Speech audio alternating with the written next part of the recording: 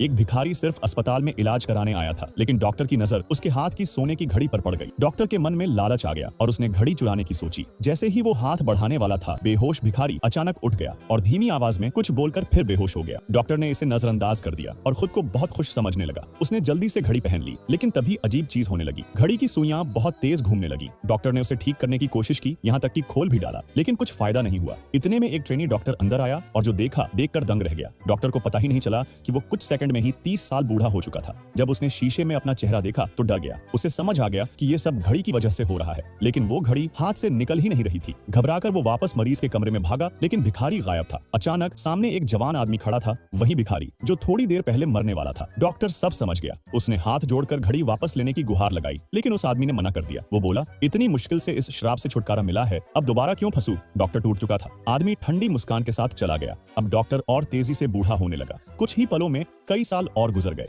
Doctor गुस्से में चिल्लाया और घड़ी तोड़ने की कोशिश करने लगा, लेकिन ऐसा करते ही घड़ी और तेज चलने लगी। उसके बाल झड़ने लगे। उसे समझ आ गया कि अब उसके पास ज्यादा समय नहीं बचा है। मरने से पहले डॉक्टर को एहसास हुआ, जिंदगी अनमोल होती है और लालच की चीजें सिर्फ मौत का रास्ता दिखाती हैं।